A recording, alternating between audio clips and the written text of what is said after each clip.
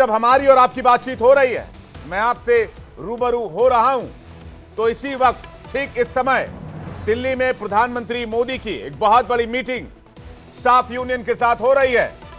मुद्दा है क्या एक बार फिर से देश में ओल्ड पेंशन स्कीम लागू की जा सकती है। न्यू पेंशन स्कीम और ओल्ड पेंशन स्कीम के बीच क्या कोई बातचीत से रास्ता निकाला जा सकता है, या फिर सरकार टीवी सोमनाथ समिति की रिपोर्ट को लागू करने का मन बना चुकी है, जो कर्मचारियों को 50% पेंशन यानी सैलरी का आधा पेंशन की गारंटी के तौर पर देने की हिमायत करता है।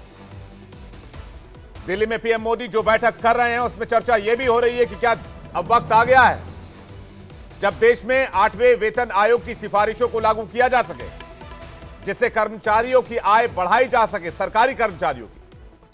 वैसे ये मीटिंग पिछले 10 साल में पहली बार बुलाई गई है, जिसके बाद राजनीतिक पंडित यह मान रहे हैं कि लोकसभा इलेक्शन में रिजल्ट के साइड इफेक्ट हो सकते हैं ये। और इस साल 4 राज्यों में विधानसभा चुनाव होने हैं, 2 राज्यों में चुनाव की घोषणा हो चुकी है। तो क्या सियासी एज लेने के लिए मोदी सरकार, या फिर बैकफुट पर जाने के बाद मोदी सरकार एक कदम उठा रही है, क्योंकि हिमाचल के चुनाव में वो पेंशन स्कीम के दुष्प्रभाव को देख चुकी है। ऐसे में आज की इस मीटिंग के बाद, आज के इस डिबेट में कुछ जरूरी सवाल हैं जो मैं रखना चाहता हूं। सवाल यह, पीएम मोदी से मुलाकात पेंशन स्कीम पर बनेगी बात। सवाल यह भी, सरकारी कर्मचारियों के हित की बात या फिर सियासी स्ट्रोक। और सवाल यह कि विपक्ष से बड़ा मुद्दा छीन लेगी मोदी सरकार अगर इस पर सहमति बनती है या ओल्ड पेंशन स्कीम लागू होती है। क्या हो सकता है हल? रिपोर्ट और अपडेट और ब्रेकिंग आप तक पहुंचाएंगे, लेकिन सबसे पहले स्टोरी देखते हैं। क्या केंद्र सरकार एक बार फिर पुरानी पेंशन स्कीम की बहाली कर सकती है? क्या नई पेंशन स्कीम प्रोजेक्ट अब बंद हो जाएगा? क्या सरकारी कर्मचारियों को एक बार फिर से पुरानी पेंशन स्कीम का फायदा मिलेगा? ये वो सवाल हैं जिनका जवाब पाने के लिए पीएम मोदी और स्टाफ यूनियन के बीच बातचीत हो रही है। 10 साल में पहली बार ये बैठक बुलाई गई। इसी के साथ क्या देश में वो वक्त आ गया है जब देश में 8वां वेतन आयोग लागू किया जा सकता है? पुरानी और नई पेंशन स्कीम को लेकर देश भर में काफी विवाद हो रहा है। इसी को सुलझाने के लिए पीएम मोदी खुद बात कर रहे हैं। वैसे इस साल 4 राज्यों में विधानसभा चुनाव है, साथ ही 2 राज्यों में चुनावी तारीखों का ऐलान हो चुका है। ऐसे में विपक्ष इस मीटिंग की टाइमिंग को सियासी बताकर सवाल खड़े कर सकता है। पीएम मोदी अभी यूक्रेन और पोलैंड के दौरे से लौटे हैं। ऐसे में सरकारी कर्मचारी पीएम मोदी से ओल्ड पेंशन स्कीम के साथ साथ 8वें वेतन आयोग की सिफारिश लागू करने जैसी गुड न्यूज की उम्मीद लगा रहे हैं। वित्त मंत्री निर्मला सीतारमण ने बजट पेश करते हुए एनपीएस में सुधार की बात कही थी। वहीं संसद में पूछे गए एक सवाल में वित्त राज्य मंत्री पंकज चौधरी ने जवाब दिया था कि सरकार ओपीएस बहाली पर कोई विचार नहीं कर रही है, लेकिन पीएम मोदी सरप्राइज देने के माहिर माने जाते हैं। इसीलिए माना जा रहा है कि सरकार कोई बीच का रास्ता निकाल चुकी है और उस पर बस सहमति के लिए ये मीटिंग हो रही है। सरकार की तरफ से सोमनाथन कमेटी की सिफारिशों को एक्शन में लाने की खबरें सूत्रों से मिल रही हैं, जिसमें सरकार कर्मचारियों को 50% पेंशन की गारंटी दे सकती है। यानी कि अगर रिटायरमेंट के वक्त किसी कर्मचारी की सैलरी 50,000 रुपए थी, तो सरकार उसे 25,000 रुपए की पेंशन हर महीने दे सकती है। हिमाचल और कर्नाटक का विधानसभा चुनाव ओल्ड पेंशन स्कीम के आधार पर बीजेपी हार चुकी है, इसीलिए अब वो इसकी काट निकालना चाह रही है।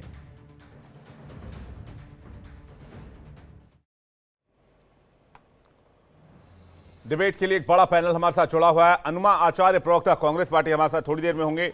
इसके अलावा आजम खान, प्रवक्ता समाजवादी पार्टी, हमारे साथ जुड़ गए हैं। अवधेश कुमार, वरिष्ठ पत्रकार, हमारे साथ जुड़ गए हैं।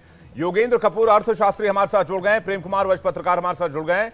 सूर्य मैथिल, राजनीतिक विश्लेषक, हमारे साथ जुड़ गए हैं। और तमाम दर्शक भी हमारे साथ जुड़ गए। तो मैं सभी मेहमानों का, दर्शकों के साथ साथ सबका स्वागत करना चाहूंगा आज के इस पैनल पर, आज के इस डिबेट में।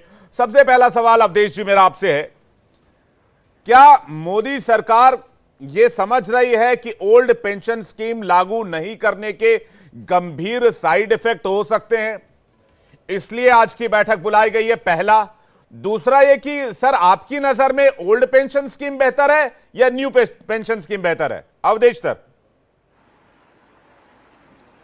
देखिए, पहली बात यह है कि जितना मैं चुनाव को देखा हूं जी, ओल्ड पेंशन और न्यू पेंशन स्कीम का असर कहीं चुनाव पर नहीं पड़ा, क्योंकि कांग्रेस पार्टी ने, आपको ध्यान होना चाहिए, कांग्रेस पार्टी ने जो चुनाव थे मध्य प्रदेश, छत्तीसगढ़, राजस्थान के, उस समय इसको मुद्दा बनाया था और लोगों ने कांग्रेस को नकारा और भारतीय जनता पार्टी को जीत दिलाई है। तो हिमाचल प्रदेश की हार हो गई या मान लीजिए कर्नाटक का, उसको मैं मान लूं तो ये उसके साथ नहीं है। भारतीय जनता पार्टी की सरकार, नरेंद्र मोदी जी की सरकार इसको लागू करेगी नहीं करेगी, लेकिन एक ज्वाइंट सेक्रेटरी है, एक इनके संगठन है, उस संगठन के आधार पर कई मीटिंग उनकी हुई है। मैं केवल ये कहूंगा कि इस समय अगर आप वो पेंशन स्कीम देते हैं तो जो 2022-23 के जो आंकड़े थे उसके आधार पर करीब बजट एस्टीमेट जो हो जाएगा 6,70,000 करोड़ का होगा ये। और ये सामान्य स्थिति नहीं है। हमारे देश बहुत सोच समझ के और वो पुरानी पेंशन योजना बंद की गई थी। तो अगर पॉलिटिकल दबाव में मोदी जी की सरकार या फैसला होती है तो उस पर अलग से बात करेंगे, उस पर बातचीत चल रही है। नरेंद्र मोदी जी मिल रहे हैं सबसे, पहले से प्रतिवेदन आया है। पंजाब सरकार ने पिछले वर्ष इसके लिए एक कमेटी बना दी थी कि हो कि नहीं हो, हालांकि वहां नोटिफिकेशन जारी हो गया लेकिन हाथ पीछे खींच लिया, लागू नहीं हुआ वहां। कई स्टेट ने, राजस्थान ने वो कहा कि लागू कर देंगे लेकिन उस रूप में हुआ नहीं। सर आप एक बात कह रहे हैं, अवधेश जी माफ कीजिएगा, आपको बीच में रोकना चाहता हूं।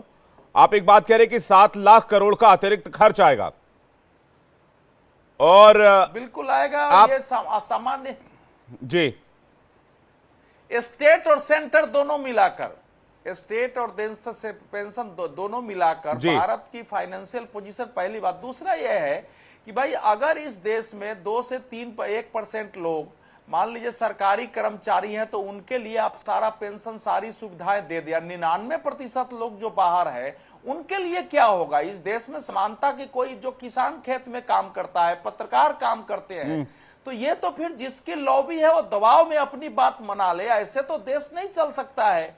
ये अंग्रेजों के समय से सरकारी कर्मचारियों के लिए विशेष सुविधाएं थी, उनको काम की सुविधाएं मिले, उनके भी जीवन यापन हो। रिटायरमेंट के बाद एक सिस्टम बनाया गया था जिस सिस्टम के तहत उनको उनके पेंशन मिले या एक मुश्त पैसे मिले, वो सब सुरक्षा की दृष्टि से ठीक है।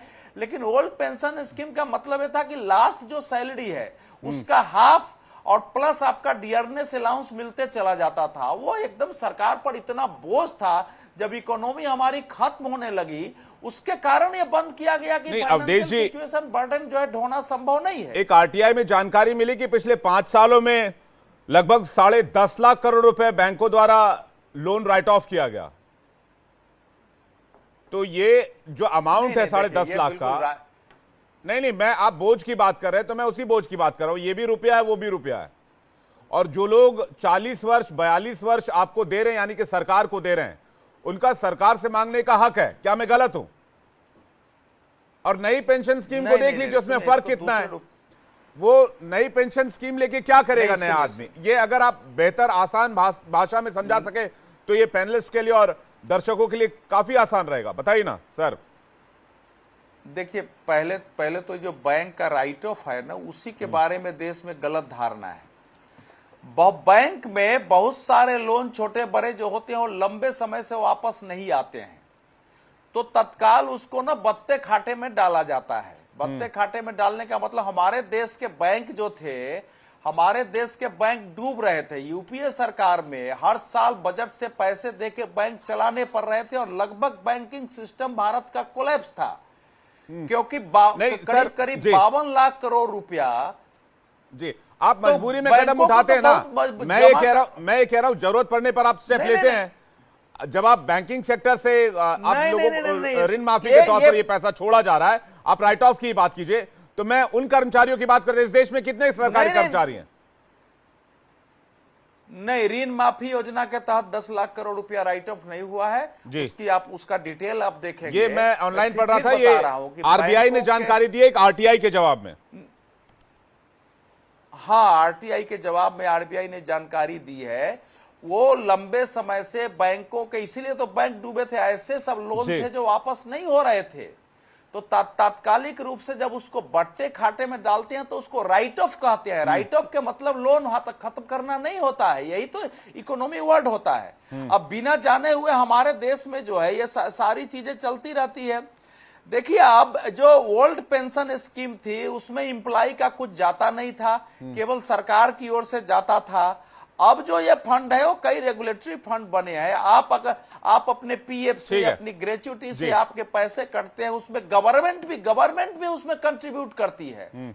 और जो आप गवर्नमेंट कंट्रीब्यूट करती है, आपका कटता है, उसके आधार पर आपका पेंशन तय होता है। दुनिया में यही चल रहा है। आज के समय में कोई सरकार ये फैसला करेगी तो मेरे जैसा लोग तो उसके पक्ष में खड़े नहीं हो सकते। ठीक है, अवधेश जी कह रहे हैं अतिरिक्त बोझ क्यों डाला जाए? अगर न्यू पेंशन स्कीम के तहत एक नई व्यवस्था लाई जा रही है तो नए दौर के साथ, नए आयाम के साथ, नई तस्वीर के साथ, नए भारत के साथ क्यों नहीं बदलना चाहिए? अनुजा आचार्य जी के पास जा रहा हूं, कांग्रेस प्रवक्ता हमारे साथ जुड़ गए हैं। अनुमा आचार्य जी, माफ कीजिएगा, अनुमा आचार्य जी। अनुमा जी, क्या कहेंगे आप? क्या नई व्यवस्था को अपनाया जाना चाहिए या इस पर बातचीत होनी चाहिए? विवेक जी नमस्कार, आपसे पहली बार मिलने को मिला है। मेरा नाम विंग कमांडर अनुमा आचार्य है। ये मेरा संवैधानिक अधिकार भी है। तो मैं आपको ये बता दूं कि जब अटल बिहारी वाजपेयी जी की सरकार आई थी, उस समय उन्होंने न केवल एनपीएस लेकर आए थे, साथ साथ जिन महिला अधिकारियों को फौज में लिया गया था इस वादे के साथ कि 11वें साल के बाद उनको परमानेंट कमीशन यानी पेंशनेबल सर्विस की पात्रता दी जाएगी, वो उन्होंने खत्म कर दिया था। 2008 में जब हम उस लेवल पे पहुंचे और हमें रिलीज ऑर्डर थमा दिए गए, तब हमने इस कोर्ट केस लड़ा और उस कोर्ट केस के बाद ये पेंशन पाई। पेंशन किसी के लिए लैविश चीज नहीं है, ये सामाजिक सुरक्षा है। और ये आपको जो सरकारी कर्मचारी, अब सरकारी कर्मचारी की क्या जरूरत है? कल को आप कहिए इसको भी निजीकरण को दे दीजिए। सिस्टम चलाना होता है, व्यवस्था चलाना होता है। भारतीय जनता पार्टी तो एडहॉकिज्म के मारे हमारे देश की सेनाओं तक को कॉन्ट्रैक्चुअल सिस्टम पर ले आई है। शर्मनाक बात है, हम 2 फ्रंट वॉर लड़ रहे हैं, यहां मजाक हो रहा है क्या? और आप तो रियायत कर गए, 10 लाख करोड़ का नहीं, 16 लाख करोड़ का एनपीए हुआ है। और कॉरपोरेट का टैक्स भी माफ किया जाता है, ये भी उतना ही है, लगभग उतना ही है। प्रधानमंत्री के अपने प्रचार पर खर्च कितना होता है, कितना ज्यादा उन्होंने खर्च किया है पिछले 10 सालों में, वो भी 15-20 हजार करोड़ से कम नहीं है। उनके अपने रख रखाव में जो व्यक्ति की तनख्वाह 3,90,000 से ज्यादा ना हो, वो व्यक्ति 1 करोड़ रुपए पूरे महीने के तो कपड़े ही पहन लेता है। तो आपको सरकारी कर्मचारियों से प्रॉब्लम क्यों होना चाहिए? मेरा मतलब आपसे नहीं है, मैं सरकार की बात कर रही हूं। और दूसरी बात यह है कि क्या आप एडहॉकिज्म से देश चला सकते हैं? एक तरफ तो आप दावा कर रहे हैं जी हम तीसरी अर्थव्यवस्था बनेंगे, और आपके पास प्रशासन चलाने के लिए अपने सरकारी कर्मचारियों को जो व्यवस्था देखते हैं उनके लिए पैसे नहीं है। आपने रेल को इस हालत में ले आए हैं कि फटीचर हो गई है वो वंदे भारत। किसी दिन उसका फाइबर टूट जाता है, किसी दिन उसके कपड़े उधड़ आते हैं जो ऊपर से कवर चढ़ाया है, किसी दिन सर, माफ कीजिएगा मैम, अनुमा मैम, मैं ये पूछना चाह रहा हूं, क्या फर्क है ओपीएस एनपीएस में? बेसिक फर्क क्या है जिसका विरोध हो रहा है? बेसिक फर्क तो आपको कितने सारे फर्क है। मतलब एक तो आप ये देखिए कि इसमें जो हमारा एनपीएस है उसमें आपको अलग से आप आधा पैसा आप देते हैं, 10% कर्मचारी देता है, 14% अब सरकार देने लगी है 2020 के बाद से, है ना।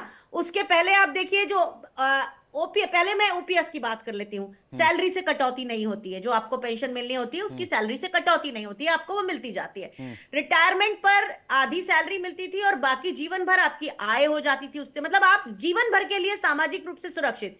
फिर जनरल प्रोविडेंट फंड की सुरक्षा सुविधा थी आपको जब आप ओपीएस में थे। सरकारी खजाने से आपकी पेंशन आती थी और हर 6 महीने के बाद महंगाई भत्ते में बढ़ोतरी होती थी। नई पेंशन स्कीम में क्या हुआ? सैलरी से पहले 10% काटने लगे, बाद में 14% सरकार देने लगी। उतना ही पहले 10% ही सरकार देती थी। पेंशन की कोई रकम तय नहीं है कि आपको इतनी ही पेंशन मिलेगी। हो सकता है आपको 2,000 पेंशन मिले 1 महीने में, जिससे आपका दूध का खर्चा भी ना चल सके। हो सकता है थोड़ा ज्यादा मिल जाए। तो ये नियत नहीं है कि आपको कितनी मिलेगी, तय नहीं है, मतलब नियत यानी तय। और फिर शेयर बाजार पर निर्भर है ये कि अगर शेयर मार्केट लंबे समय तक अगर वो निवेशित है तब आपको शायद कोई फायदा मिले। कोई महंगाई भत्ते का कोई प्रावधान नहीं है। यानी कि आप एक सरकारी कर्मचारी जिसने आपके देश की व्यवस्था के लिए 40 साल अपने जीवन के दिए हैं, आप उसको एक सामाजिक सुरक्षा नहीं दे सकते। आप सब कुछ निजीकरण करेंगे। रेलवेज जो सूर्य हमारी मैथिल सबसे जी, बड़ी जी, ठीक एम्प्लॉयर है। होती थी, आपने उसको कॉन्ट्रैक्ट में जी, डाल मैं दिया। वापस आ रहा हूं, बाकी मेहमानों को से जल्दी जल्दी एक एक रिएक्शन ले लूं। सूर्य मैथिल जी, क्यों जरूरी है ये एनपीएस? क्या एनपीएस जबरदस्ती थोपने की कोशिश की जा रही है? धन्यवाद विवेक जी। पहले तो आपको और पूरे देश को भारत माता की जय, वंदे मातरम। और जब भी आईना उठाया करें, पहले देखा करें और फिर दिखाया करें। ये जो सजेशन है ना मेरा अनुमा आचार्य जी के लिए है। अभी इन्होंने कुछ विषय उठाए। देखिए विवेक जी, आपके मंच पर झूठी बातें जाएं, वो भी राष्ट्रीय प्रवक्ता है कांग्रेस की, उनके माध्यम से, तो बहुत शर्मनाक होगा। इन्होंने माननीय प्रधानमंत्री जी के लिए क्या बोला? 1 करोड़ के तो वो महीने में कपड़े पहन लेते होंगे। अरे आप किसके लिए बात कर रही हैं? 140 करोड़ लोगों का प्राउड है प्रधानमंत्री, चाहे वो प्रधानमंत्री कोई भी हो। हम ये मानते हैं कि प्रधानमंत्री होता, सम्मान होना चाहिए। बीच में मत बोलिए, इस तरह से कूदिए मत। विंग कमांडर अनुमा आचार्य, अभी आपकी असलियत में सामने रखूंगा, रुकिए सुनिए। दूसरी चीज, अभी 16 लाख करोड़ इन्होंने बोला राइट ऑफ। पहले तो मैं कहूंगा देश को कि आप गूगल कीजिए वेव ऑफ और राइट ऑफ में फर्क क्या होता है। नहीं, ये कुछ चीजें क्लियर होनी चाहिए।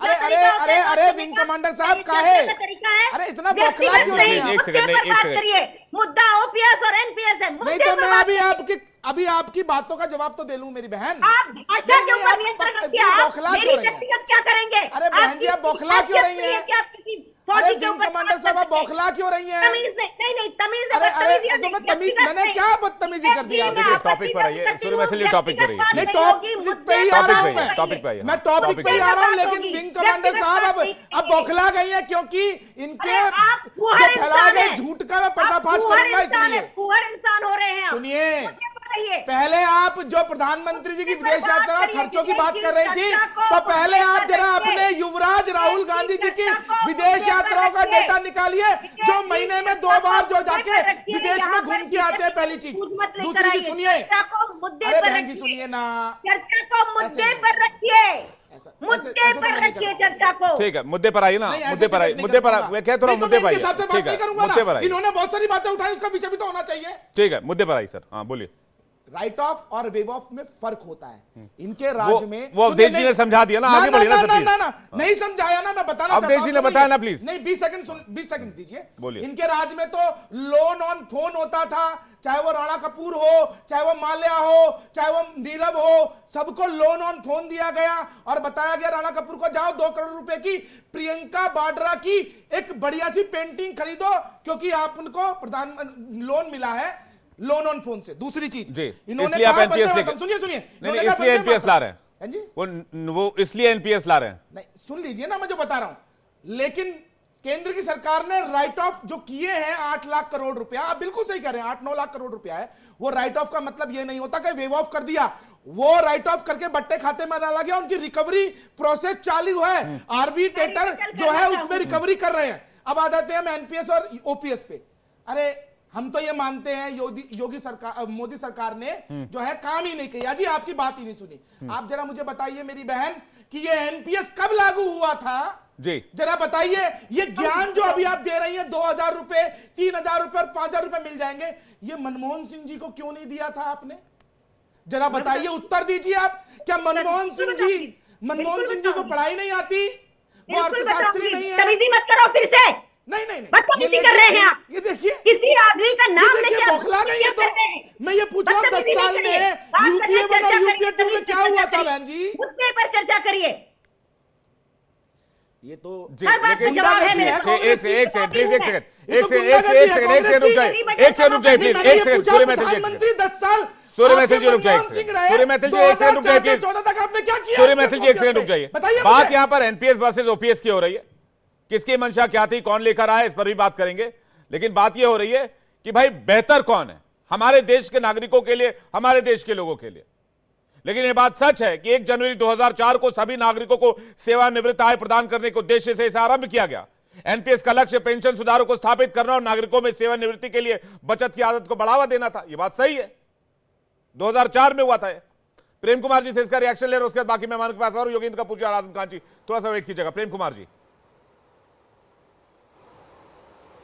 जी देखिए, एनपीएस लागू हुए 20 साल हो गए और 20 साल के बाद कर्मचारी इस मांग पर दिल्ली में भी बड़े बड़े विशाल प्रदर्शन कर चुके हैं और आज पीछे इसी साल चुनाव से पहले भारतीय जनता पार्टी ने भी अप्रैल महीने में इस पर भारतीय जनता पार्टी की सरकार ने इस पर पुनर्विचार का वादा किया था। इसका मतलब एनपीएस में कमी है, ये अपने मकसद को पाने में नाकाम रहा है, फेल रहा है, इसीलिए इस पर विचार हो रहा है, इसीलिए आज की बैठक भी नरेंद्र मोदी जी कर रहे हैं। तो इस बात को तो एक्सेप्ट किया जाना चाहिए कि एनपीएस अपने लक्ष्य को हासिल नहीं कर सका। उसके बाद ओपीएस पर आते हैं, तो ओपीएस जब था तो एनपीएस ये बोलकर लाया गया कि ये उससे बेहतर होगा, पहले से बेहतर होगा, ये बोलकर नहीं लाया गया जैसा अवधेश जी कह रहे थे कि ये देश के पास पैसा नहीं है, कहां से चलाएंगे। अरे 60 साल जब नौकरी करते हैं तो एवरेज आयु हिंदुस्तान में 70-72 साल है, 10-12 साल केवल पेंशन की व्यवस्था करनी होती है, उससे ज्यादा नहीं।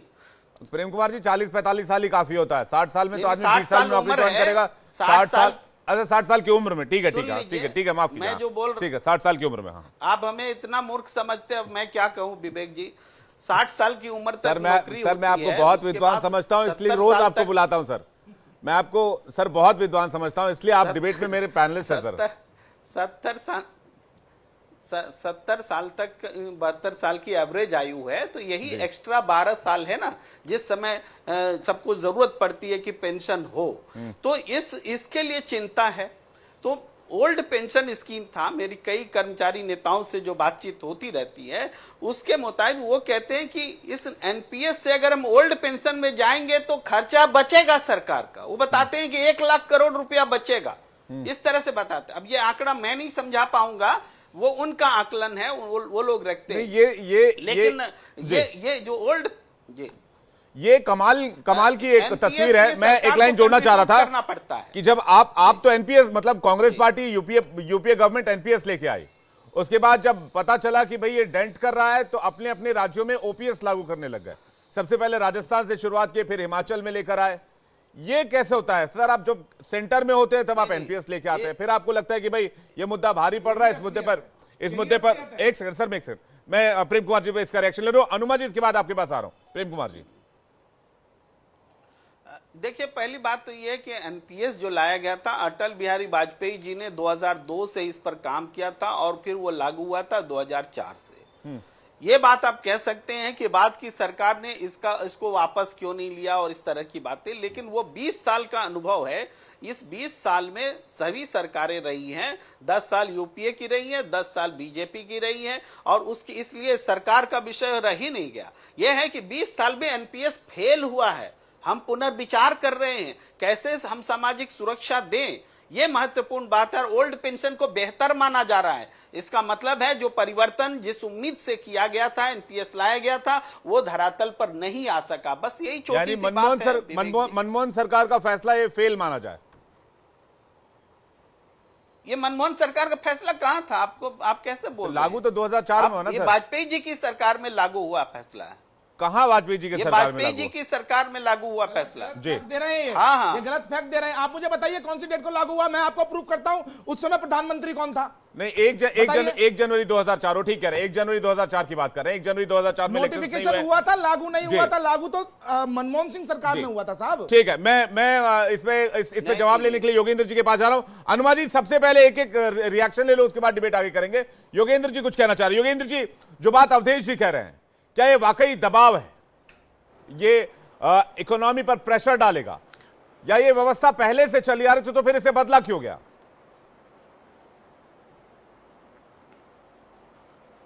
देखिए, सबसे पहले मैं एक डिस्टिंक्शन जो है वो बताना चाहूँगा कि ओल्ड पेंशन स्कीम और एनपीएस जो है ये किन लोगों को कवर करती है।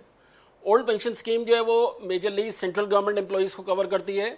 एनपीएस जो है वो सेंट्रल गवर्नमेंट एम्प्लॉयज़ के साथ साथ में पीएसयूज और self employed people as well as unorganised people जो हैं इन अनऑर्गेनाइज्ड सेक्टर जो है, उन लोगों को भी कवर करती है।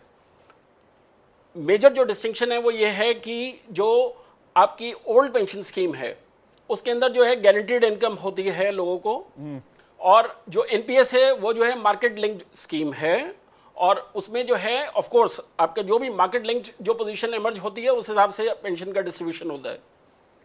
मैं ये मानता हूं कि अगर हम ये देखें कि इंडिया का जो डीएनए है, अगर हम ये देखें कि राइट फ्रॉम इंडिपेंडेंस, अगर हम सिचुएशन को देखें कि एक स्टेज वो थी जब इंडिया का, अगर हम ये देखें कि हम रिस्क टेकिंग एबिलिटी में बिलीव नहीं करते थे लेने में किसी भी तौर पर। आज की जो जनरेशन है यंगर, वो जो है रिस्क लेने में बिलीव करती है, और वो आज हम ये देख रहे हैं कि वो ट्रांसलेट हो रहा है, चाहे हमारी स्टॉक मार्केट है या हमारा जो फाइनेंशियल सिस्टम है, वो अगर आज हम देखें वो इंडिया का one of the strongest systems है वर्ल्ड के अंदर। ये चीज़ जो है ये ओवरऑल ट्रांसपेरेंट भी है और लोगों के अंदर ट्रस्ट और कॉन्फिडेंस बनाती है। तो मेरा पर्सनली ये मानना है कि गवर्नमेंट का जो एक परसेप्शन है वो ये है कि ओल्ड पेंशन स्कीम जो है, क्योंकि उसके अंदर जो है उन्होंने एक प्रॉपरली कॉर्पस क्रिएट नहीं करा है, और क्योंकि वो कॉस्ट इन्फ्लेशन के साथ जो इंडेक्स को अकाउंट फॉर करती है, और उसमें गवर्नमेंट को ऐसा लगता है कि उनके ऊपर अनफोर्सीन लाइबिलिटीज जो है वो बढ़ती जा रही हैं। इस वजह से उन्होंने एनपीएस स्कीम को जो है लॉन्च किया था।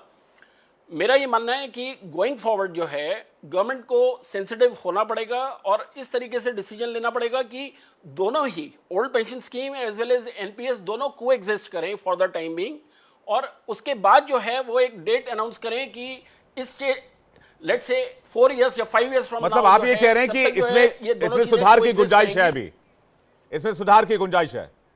एब्सोल्युटली। या बेहतर है ओल्ड पेंशन स्कीम सर? नहीं, देखिए मैं अगेन यही कहूंगा कि जो यंगर जनरेशन है उसको अगर आप बोलेंगे, क्योंकि वो रिस्क टेकिंग एबिलिटी में बिलीव करते हैं और एक ओवरऑल इंडिया का जो फाइनेंशियल सिस्टम है उसके ऊपर ट्रस्ट और कॉन्फिडेंस रखते हैं, तो वो एनपीएस को इम्प्लीमेंट करने में ही बिलीव करेंगे। लेकिन इशू ये हो रहा है कि हमारी जो ओल्डर जनरेशन है जो 45 एंड अबव है, वो जनरेशन सर, वो पैसा अपने हाथ में लेकर चलना चाहती है। वो जनरेशन आज के मार्केट के और बाकी चीजों में बिलीव नहीं करती है। उनको एक या तो उनके बैंक में पड़ा रहे या फिर उनके हाथ में रहे। वो आप बैंक में रख दें, बैंक में ये वो आप शेयर मार्केट में रख दें, म्यूचुअल फंड में रख दें, वो बढ़ जाएगा, मार्केट लिंक है, 10 साल बाद मार्केट की स्थिति और बेहतर होगी, आपका पैसा आपको डबल होकर मिलेगा। सारे वायदे उनके लिए नाकाफी साबित है, मैं आपको दावे के साथ कह सकता हूं।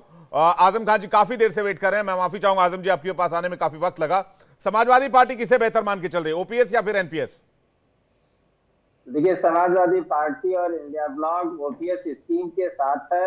बार बार हम लोगों ने कहा है कि जो ओपीएस का मकसद था वो सामाजिक सुरक्षा और पारिवारिक सुरक्षा। 60 साल के रिटायरमेंट के बाद वो आदमी आज रिटायर हो गया, कल वो अपनी दिनचर्या कैसे चलाएगा, इसकी कौन सी गारंटी? क्या वो 60 साल के बाद 61वें साल में अपना रोजगार खोजेगा, कोई बिजनेस करेगा, क्या करेगा? तो ये बहुत जरूरी था। जो पहले ओपीएस थी वो सामाजिक सुरक्षा और पारिवारिक सुरक्षा के लिहाज से लाई गई थी और एक इत्मीनान देती थी व्यक्ति को कि हम रिटायर हो जाएंगे तो सरकार से हमें एक अमाउंट फिक्स मिलेगा जिससे हमारी पारिवारिक लायबिलिटीज और सामाजिक लायबिलिटीज चलती रहेंगी।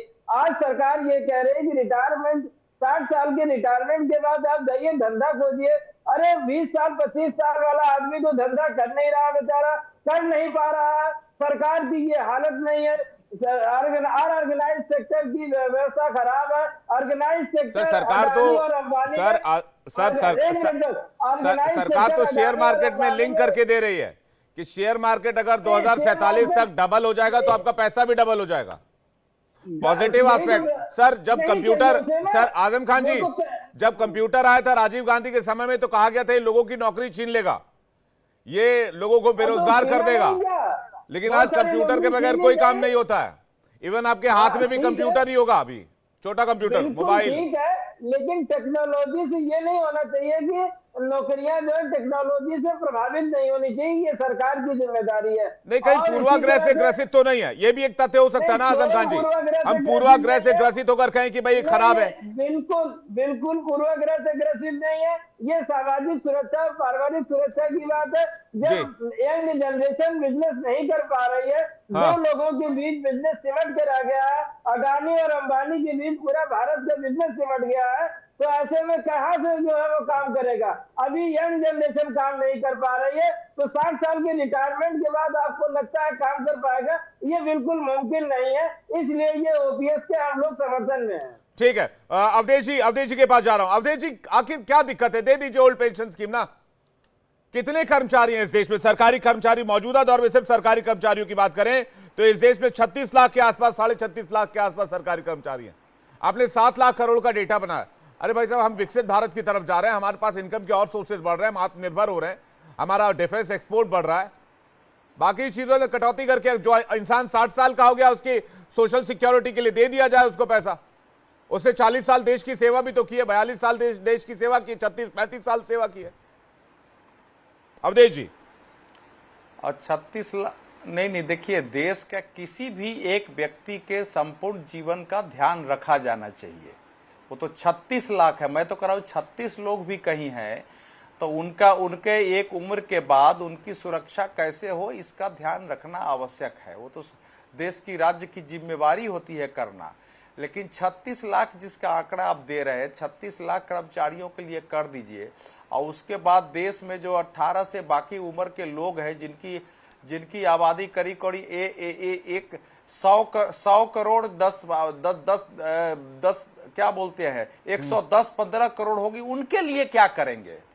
सवाल तो यही है। ये जो पेंशन स्कीम था सेंट्रल गवर्नमेंट का, कुछ स्टेट गवर्नमेंट का, ये एक समय उसकी आवश्यकता रही होगी, उसके अनुसार चला, लेकिन समय के अनुसार हर चीज में रिफॉर्म होता है। और आज तो आप समझिए कि जो न्यू पेंशन स्कीम है उसमें देश का एक एक व्यक्ति शामिल हो गया है, चाहे तो central government, state government, corporate sector. अब 2009 में मनमोहन सिंह, ये जो प्रेम जी बता रहे थे कि वो अटल जी की सरकार, ये बात सही है कि 1 जनवरी 2024 को घोषणा हुई, लेकिन वो सरकार तो मई में चली गई। 16 मई को, 22 मई को तो मनमोहन सिंह सरकार आ गई थी, तो लागू नहीं करती। उसने उसका विस्तार किया कि भाई एनपीएस जो है उसको विस्तार किया जाए, कॉर्पोरेट सेक्टर के साथ साथ उसमें ऑल सिटीजन को लाया जाए। फिर 2010 में एनपीएस लीटे लाया गया, फिर एनपीएस स्वावलंबन लाया गया, और नरेंद्र मोदी सरकार ने अटल पेंशन योजना लागू की 2015 में। तो ये नहीं है कि पेंशन के स्कीम नहीं बने हैं, लेकिन किसी भी सरकार की सीमा है। अगर राजनीति के लिए, वोट के लिए ये काम किया जाता है तो देश की अर्थव्यवस्था को क्षति है, और अरबों लोगों के हिस्से में विकास के नाम पर, उनके कल्याण के लिए जो धन जाना चाहिए वो कट के कुछ लोगों के पास आएगा। तो आप देश में ऐसा एक एलिट वर्ग विशेष खड़ा करना चाहते हैं तो आप करिए। मेरे जैसा व्यक्ति या देश का हित चाहने वाला और देश में आर्थिक समानता की बात करने वाले और सेंट्रल गवर्नमेंट के एम्प्लॉई हैं, उनके भी जीवन, रिटायरमेंट के बाद उनका जीवन सुरक्षित रहे, उनके साथ साथ देश के हर नागरिक का जीवन सुरक्षित रहे, इस तरह की कोई व्यवस्था की बात है। न्यू पेंशन स्कीम उस दिशा में कदम था। कई पेंशन बताइए, आपने अर्थव्यवस्था पर भारत की बात कही और आपने वोट बैंक की बात कही। अवधेश जी, आप मुझे बताइए, 80 करोड़ लोगों को फ्री में राशन दिया जाता है, 80 करोड़ लोगों को फ्री में राशन दिया जाता है। कोविड के बाद लगभग 5 साल में 2 लाख करोड़ के आसपास का आर्थिक भार देश के कंधों पर आया। क्या इसे जारी रखा जाना चाहिए था या फिर ये वोट बैंक था? पहले मैं आ रहा हूं ना, मैं जैसे इस समय क्या है कि केवल अटल पेंशन योजना में 4,46,46,129 लोग शामिल है। मैं आंकड़ा देख लीजिए। हाँ। 4,17,00,000, आप समझिए 4,61,00,000 आपके 36 लाख से कितना गुना है, आप जरा बताइए, हमको बता रहा हूं।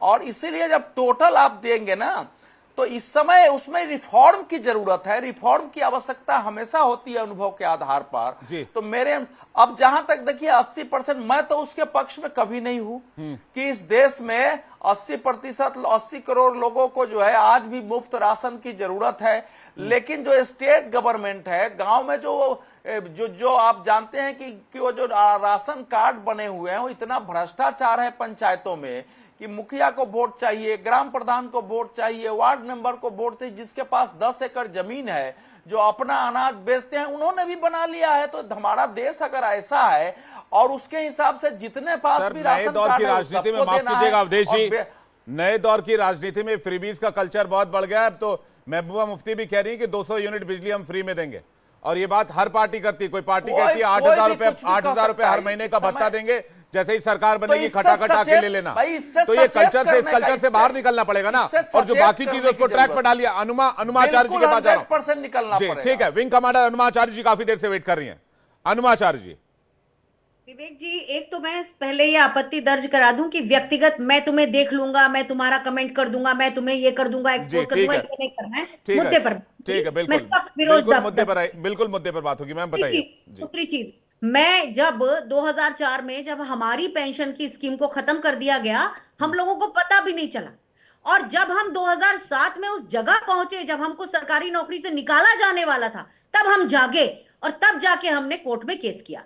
तो अगर ये यूपीए की सरकार ने लागू भी की थी तो लोगों का विरोध ना तो एनडीए के समय में दर्ज हुआ ना बाद में दर्ज हुआ। जब लोगों को इससे जब अफेक्ट होना शुरू हुआ तब उन्होंने, क्योंकि जैसे बच्चे को जब दर्द होता है या वो रोता है तभी माँ उस पर ध्यान देती है, वही बात होती है। हमारे ऊपर कब ध्यान गया? जब हम खुद 2008 में उस जगह पहुंचे, तब हमने शिकायत करी और तब हमको उसका अधिकार मिला। नहीं तो 2008 से 2014 तक तत्कालीन सरकार सोती क्यों रही मैम? मनमोहन सिंह सरकार को तत्कालीन ध्यान देना चाहिए था, उसको खत्म कर देना चाहिए था। अगर आप बात नहीं सुनेंगे तो आपको समझ में नहीं आएगा। मैंने क्या कहा? जब जो अफेक्टेड पार्टी है, जब वो आवाज उठाती है, तब उसके ऊपर सरकार ध्यान देती है। अफेक्टेड पार्टी जब हम थे, हमने आवाज उठाई, हमें पेंशन का अधिकार मिला। जो अफेक्टेड पार्टी थी, अगर उन्होंने आवाज उठाई होती तो सरकार को, जैसे ओआरओपी की बात कांग्रेस सरकार के सामने जब लाई गई, कांग्रेस ने 2014 के फरवरी के बजट में उसका प्रोवाइडेड फॉर, यानी कि उसको उसमें लिस्ट किया और बोला ठीक है ये दिया जाएगा। बीजेपी की सरकार आई, उसने उसी को दिया, तो उन्होंने उसका श्रेय लिया। मेरा सिर्फ ये कहने का मतलब है कि जब अफेक्टेड पार्टी आवाज उठाती है तो सरकार के ऊपर फिर जिम्मेदारी होती है कि वो उसकी महत्ता को तब समझे, वो उसकी इंपॉर्टेंस को तब समझे, वो केवल अपनी अड़ी पर ना रहे, अपने अहंकार में ना रहे कि हम नहीं करेंगे। और इसीलिए जब हमने देखा कि इसकी जरूरत है तो हमने अपने अपने राज्यों में दिया। और आज जब पूरी देशव्यापी मांग उठ रही है तो सरकार को इसके ऊपर सीरियसली सोचना चाहिए। और ये अकड़ की बात नहीं है, अहंकार की बात नहीं, बिल्कुल नहीं होंगे, इसको हित में करना चाहिए। अहंकार तो रावण का भी नहीं बचा था, तो फिर अहंकार से बड़े बड़े लोग अहंकार से निपट लिए। मैं ये कहना चाह रहा हूं मैम कि जब 2004 1 जनवरी को इसे लागू करने की व्यवस्था की गई और मई में जब यूपीए की सरकार बनी, तो अगले 10 साल तक इस मामले को लेकर छिटपुट फैसले क्यों लिए गए? इसे अगर जड़ से खत्म कर दिया गया होता तो आज ना ये नौबत आती, ना जो सरकारी कर्मचारी हैं उन्हें इतना परेशान होना पड़ता। तो क्या इस मुद्दे को जानबूझकर सिर्फ और सिर्फ राजनीति के लिए जिंदा रखा गया? मैं दोबारा यही कहूंगी कि कोई राजनीति के लिए जिंदा या मुर्दा नहीं रखता। जब जनता कहती है कि हमें इस चीज से फायदा नहीं हुआ, लोगों ने भी सोचा कि चलो देखते हैं क्या इसका कोई फायदा हो रहा है। लोगों को थोड़ा ही ना मालूम था, किसी को भी। लोगों को बाद में समझ में आया जब वो रिटायरमेंट की एज पर पहुंचे, जब उनके साथ के पहले के लोगों को पेंशन मिलती रही और उन्हें नहीं मिली। तो जब जनता कहती है हमें ये चाहिए, तब जनता के सरोकार सुनने चाहिए। आप मुझे एक भी बताइए 2004 से लेके 2014 तक की वो मुझे इस तरह की क्रांति बताइए, आंदोलन बताइए जिस जो ओपीएस के लिए किया गया। अगर कोई किया गया है। लेकिन अनुमा जी ये भी तो देखिए उस समय की कैबिनेट में कितने धुरंधर लोग थे। मनमोहन सिंह जी खुद आर्थिक दुनिया के धुरंधर माने जाते हैं। पी चिदम्बरम साहब वो भी आर्थिक दुनिया के धुरंधर माने जाते, वित्त मंत्री भी रहे। तो जब वो लोग इस फैसले को नहीं समझ पाए तो फिर आम लोगों की भी साथ क्या थी? नहीं, कोई भी नहीं समझ पाएगा। कोई भी नया फैसला जब आता है, जैसे अग्निपथ स्कीम, हम पहले से जानते थे कि वो खराब है, लेकिन सरकार जबरदस्ती पीछे बढ़ी। आज हमारी सेना कमजोर हो गई है, 2.5 लाख लोग कम हो गए, गोरखा रेजिमेंट चली जा रही है, हमारी बजाय वो चीन में जा रही है। तो जब चीजों को समझ में आने फिर दूसरे टॉपिक पर डिबेट नहीं जी, उनको पूरा करने जल्दी से ले लेना चाहिए। जनता जिस चीज की मांग करे, जो इस देश के लिए जनता जिस चीज की मांग करेगी, सरकार उसी पर ध्यान देगी। ठीक है, सूर्य मैथिल जी आपका जवाब, उसके बाद में प्रेम कुमार जी, आजम खान जी आपके पास आ रहा हूं, योगेंद्र जी आपके पास आ रहा हूं। सूर्य मैथिल जी धन्यवाद। आशा करता हूं कि मुझे बोलने का मौका मिलेगा आपकी डिबेट के अंदर। देखिए विवेक जी, यहां पर ना बहुत ही मैं कहूं दुस्साहस किया गया है देश की सरकार द्वारा किए गए कार्यों के ऊपर। जिस प्रकार से विदेशी एजेंडे के ऊपर कार्य करने वाले लोग स्टेटमेंट देते हैं, उसी प्रकार से कुछ लोग यहाँ पे बैठ के स्टेटमेंट दे रहे हैं। फिर ये बोलने लग गई। देखिए इनको क्या प्रॉब्लम क्या है, इन बहन जी को प्रॉब्लम क्या है, इनके विषय में बोला क्या मैं? अरे आपके विषय में बात की क्या मैंने? अनुमा जी थोड़ा सा वेट कीजिएगा, मैं आ रहा हूं आपके पास। अनुमा जी थोड़ा सा वेट कीजिएगा। ये ऐसे तो डिबेट हाईजैक कर रही है आपकी डिबेट को। अरे सुनना भी होता है बहन जी, प्रश्न उठाए तो सुनो। अभी आपकी डिबेट एक सेकंड एक एक एक करके अनुमा जी एक एक करके प्लीज। अनुमति एक अरे एक गाली वाली दीदी ऐसे मत बोलो, प्लीज नहीं गलत बात है दीदी, ऐसे मत बोलो। सूर्य मैथिल जी नहीं प्लीज, देखिए सूर्य मैथिल जी आप पर्सनल मत जाइए ना प्लीज, आप पर्सनल में टॉपिक पे आप बात कीजिए ना प्लीज। उल्टा बोल रही है ना, नहीं तो आप छोड़ दिए ना उनको, आप उनके कमेंट पर रिमार्क क्यों कर रहे हैं? विशेषाधिकार दिया है क्या आपने डिबेट में? नहीं बिल्कुल कोई विशेषाधिकार नहीं दिया, लेकिन एक महिला के तौर पर, एक एक्स ऑफिसर के तौर पर उनका सम्मान तो कीजिए, उन्होंने देश की सेवा की। प्लीज आप अपना जवाब सुनिए Anuma ji please, Anuma ji please with respect मैं आपसे माफी चाहता हूं, प्लीज आप थोड़ा सा होल्ड कीजिए, मैं जवाब लेता हूं, डिबेट आगे बढ़ाता हूं। समाजवादी पार्टी के जो प्रवक्ता है, हमारे अच्छे मित्र हैं आजम खान जी, उन्होंने कहा कि हम और अखिलेश भैया जो हैं वो इस ओल्ड पेंशन स्कीम के समर्थन में है। बहुत अच्छी बात है, आपको समर्थन में होना चाहिए, लेकिन मेरे मन में एक क्वेरी ये है कि 2012 से 2017 तक तो उत्तर प्रदेश में समाजवादी पार्टी की सरकार थी, आपके हाथ किसने रोक रखे थे भैया? आप उस समय लागू कर देते ओपीएस को। मतलब जब सत्ता में होते हैं तो आप सत्ता की मलाई खाएंगे, लेकिन जब सत्ता से बाहर होंगे तो आप इस प्रकार के इश्यूज बनाएंगे, देश को बरगलाएंगे। दूसरी चीज, यहां अभी जो अडानी अंबानी की भी बात की इन्होंने, तो अखिलेश भैया तो अंबानी जी की शादी में भी गए, वहां से गिफ्ट भी लेके आए, खाना भी खा के आए, तो वो कौन सा रिश्ता है जरा आप मुझे बता दीजिए। तीसरी चीज, अरे सुनिए ना भैया, नहीं आपने जो मुद्दा बोला उसमें भी मैं उत्तर दे लूंगा, सुनिए। अब रही बात जहां तक अभी अनुमा आचार्य जी ने लगातार बोला, अरे भाई ये काहे बौखला कह गए, 2012 से 17 तक किसने रोका था आपको, जरा बताओ मुझे। आज ओपीएस चिल्ला रहे हो, तब याद नहीं आई थी क्या कि ओपीएस जो है वो अच्छी चीज है, एनपीएस बुरी चीज है?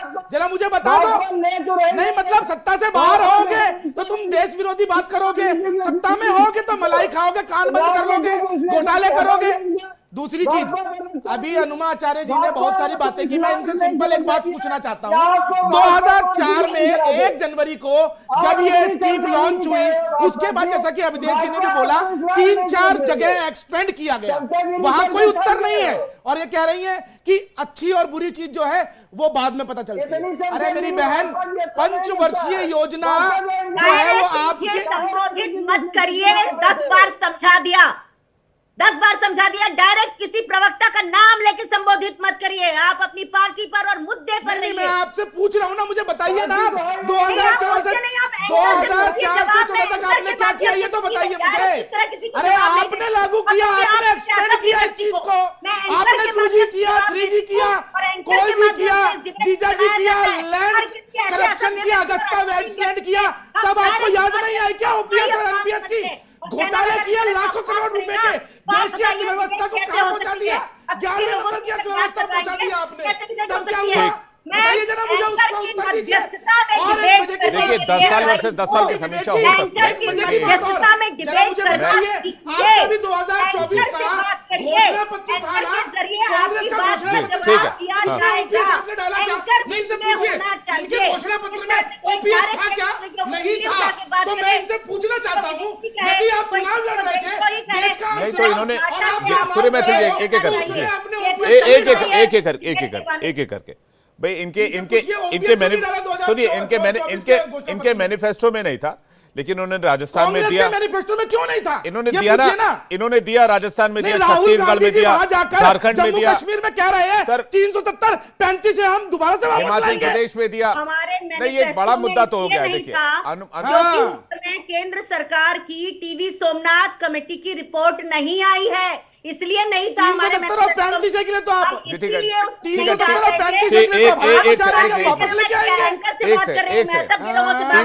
टीवी सोमनाथ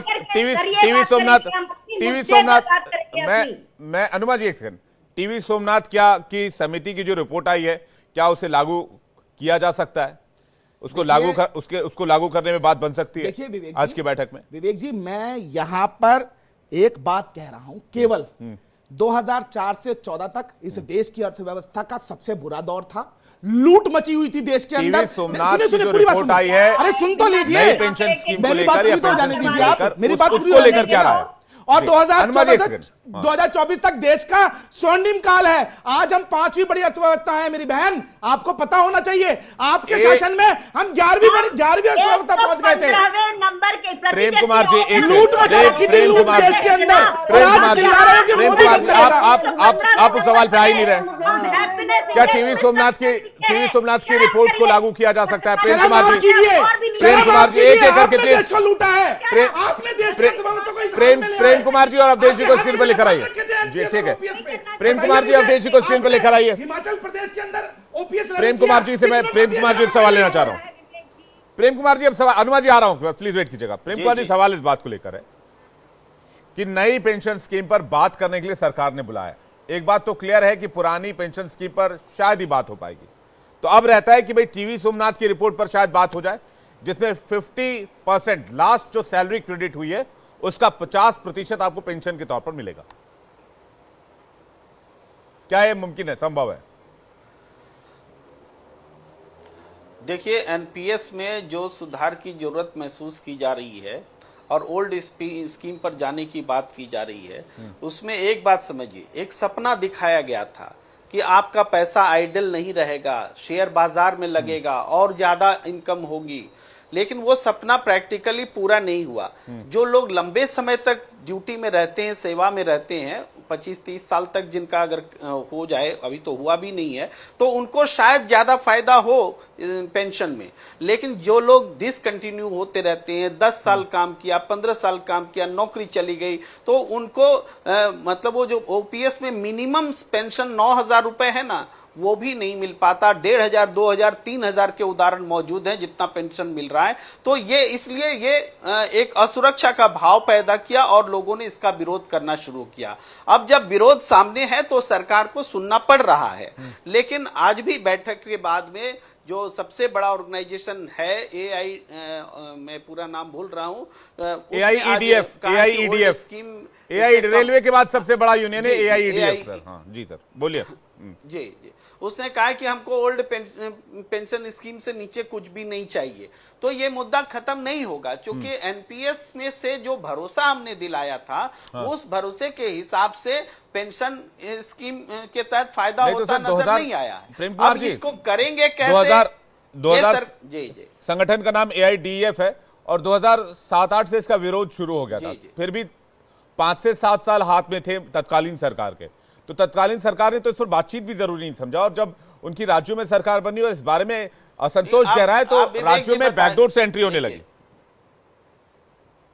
नहीं विवेक जी, एक चीज बताइए, जब कर्मचारी आंदोलन पर उतरते हैं और सरकार बाध्य होती है, तब वो मुद्दा बनता है। इससे पहले अभी जिस तरीके से ओल्ड स्कीम को लेकर के, उस मांग को लेकर के लगातार प्रदर्शन हुए हैं, दिल्ली में बड़ी बड़ी रैलियां हुई हैं, ऐसा विरोध क्या कभी आपने देखा था मनमोहन सिंह सरकार में? तब यह कहा जाता था कि अभी तो आपने एनपीएस का परिणाम देखा ही नहीं है, देखिए शायद आपको पहले से अच्छा मिलेगा। इस उम्मीद में लोग उस बात को टालते रहे। अब जब लगा कि नहीं, ये नहीं है, ओल्ड पेंशन स्कीम ही अच्छा था, तो अब जनता विरोध कर रही है। जल्दी से अवधेश जी आपका जवाब। अवधेश जी, देखिए, अभी जनता क्यों विरोध करेगी? जो इम्प्लाई संगठन है वो मांग कर रहे हैं, मांग उनकी है, लेकिन जो कमेटी की भी रिपोर्ट आप बता रहे हैं ना, टीवी सोमनाथ, जो बोले सुनिए, अरे भाई, इस देश की जनता बहुत कुछ मांग करती है। एक रिक्शा चालक को भी पेंशन चाहिए, एक उसको भी पेंशन चाहिए।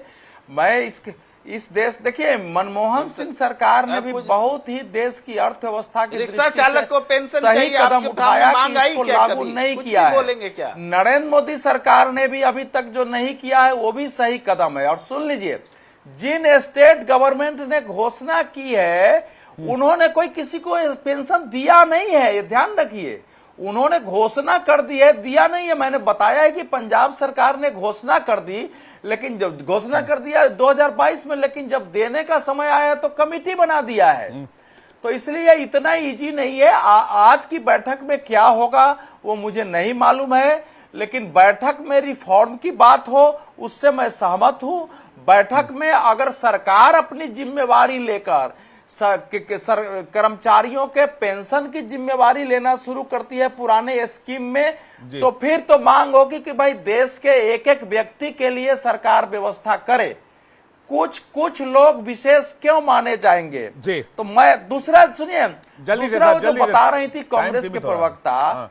सुनो ना, ओरोप की घोषणा मनमोहन सरकार ने की, लेकिन 500 करोड़ रुपया केवल उस बजट में दिया था, 500 करोड़। और जब 2015 में हिसाब लगाया, जो नोट आया, तो 8,400 करोड़ उसका बजट था। तो घोषणा करने में और लागू करने दोनों में अंतर होता है। जी। घोषणा कर देना है 500 करोड़ में, ओरोप लागू हो जाता, जी, ठीक है। बजट में था। योगेंद्र और जी के पास आ रहा तो काम हूं। इसको माफ कीजिएगा अवधेश जी, 1500 थोड़ा वक्त कम है। करोड़ योगेंद्र फिर जी, भी लागू नहीं हुआ। ओल्ड पेंशन स्कीम पर शिफ्ट होने में कितना प्रेशर है, कितना आर्थिक भार आएगा अगर जाते हैं तो, या वो बेटर ऑप्शन है? देखिए, हमें एक चीज़ को बहुत क्लियरली समझना है कि इंडिया के अंदर सोशल सिक्योरिटी जो है वो एक बहुत सेंसिटिव इशू है, और जिसके लिए गवर्नमेंट को भी सेंसिटिव होना पड़ेगा हर तबके के लोगों के लिए। और मेरा ये मानना है कि गवर्नमेंट का काम है गवर्नेंस। उनका अगर कहीं पे भी फंड्स की जो रिक्वायरमेंट है और कॉर्पस क्रिएट करने की है, तो अगर गवर्नमेंट अपना काम इफेक्टिवली और गवर्नेंस का काम स्ट्रांगली करेगी कि हमारे जो सिस्टम है रेवेन्यू कलेक्शंस के अलग अलग जो मैकेनिज्म्स हैं उसको अगर स्ट्रांग रखेगी, तो मेरा ये मानना है कि हमें दोनों सिस्टम्स को, old pension scheme as well as new pension scheme, दोनों को कोएग्जिस्ट करके अभी कुछ ये अच्छी बात की आपने, दोनों ऑप्शन दे देते हैं। आपको जो ऑप्शन पसंद है ले लीजिए। आपको 20 GB डेटा वाला प्लान अच्छा लगता है तो वो लीजिए, 200 GB डेटा वाला प्लान अच्छा लगता है तो वो लीजिए। आपके ऊपर है, आपको जो सिलेक्ट करना है आप सिलेक्ट कीजिए अपने यूजर के हिसाब से। आजम खान जी, नहीं है, अब दीजिए, ले तो और क्या, आप दोनों ऑप्शन दे दिए ना अवधेश जी। विकल्प चुनने का अधिकार सामने वाले को दीजिए आप। सरल नहीं है सर, आप old tax regime, new tax regime में देते हैं ना सर, तो इसमें भी कर दीजिए ना सर। नहीं, ये बिल्कुल नहीं है, इतना सरल नहीं है कि सर, जिसको लगेगा कि हमको शेयर मार्केट से ज्यादा फायदा हो सकता है और न्यू पेंशन स्कीम में चला जाएगा, जिसको लगेगा कि हमारा पैसा हमारे पास रहना चाहिए, देश में वो हमारे को अपने पास आ जाएगा। तिजोरी का पैसा कम हो जाएगा। किसके? अवधेश जी की तिजोरी का पैसा कम हो जाएगा, नहीं करेंगे अवधेश जी। सर, ऐसा है, हमारे तिजोरी से देना हो तो मैं पूरा ही खोल दूं, मैं अपनी तिजोरी पूरा खोल दूं कि भैया देश में बांट दो, तिजोरी में है ही नहीं ना, हम किसी पेंशन स्कीम में है। आजम खान जी का सवाल फाइनल देश का है, देश की अर्थव्यवस्था का है। आजम खान जी, दोनों ऑप्शन होने चाहिए, मुझे तो यही लगता है। आपका क्या मानना है? देखिए विवेक जी, पेंशन स्कीम सोशल सिक्योरिटी के लिए लाई गई थी, इसलिए इस पेंशन स्कीम को जारी रखना चाहिए। ओपीएस को भारत सरकार को लागू करना चाहिए। एनपीएस का ऑप्शन अगर आप देना चाहें दे सकते हैं, जो लेना चाहे ले ले। देखिए, मैंने हम सहमति बना दी, मैंने हम सहमति बना दिया पे। समाजवादी पार्टी मेरी लाइन पर आ गई। अनुमा जी कुछ कहना चाह रही है, एक सेकंड सर। अनुमा जी जल्दी से 10 सेकंड। अनुमा जी, बहुत टाइम कम है मेरे पास। ये हो ही नहीं सकता है सर, हो तो कुछ भी सकता है सर, चांद पे हम जा सकते हैं तो हम कुछ भी कर सकते हैं। 24 साल काम किया है, मुझे विदेशी हाथ बोलने वाले ऐसे प्रवक्ताओं को बुलाते क्यों हैं आप? मैं सख्त वो उनका संदर्भ नहीं था। अनुमा जी, उनका संदर्भ नहीं था। वो उनका संदर्भ नहीं था। आप कांग्रेस की प्रवक्ता हैं, जॉन सोराज आपकी एक सेकंड, कहां जा रहे हैं? मैं समाधान निकाल रहा हूं। आप सभी मेहमानों का बहुत बहुत शुक्रिया। आप लोग समाधान नहीं निकालना चाहते, मैंने समाधान निकाला। समाजवादी पार्टी के प्रवक्ता ने कहा कि भाई अगर किसी को एनपीएस में आना हो तो आ सकता है, लेकिन यहां पर नेताओं को समाधान निकालना नहीं है, उनको आपसी मुद्दों की राजनीति करनी है और उन मुद्दों को लेकर जनता के बीच जाना है, उस पर अपना वोट बैंक तैयार करना है। अगर सहमति निकालने की बात होगी तो सहमति जरूर होगी, संवाद से समाधान होता है। डिबेट में फिलहाल इतना ही, कल फिर हाजिर होंगे। वक्त एक ब्रेक का है, खबरें लगातार जारी।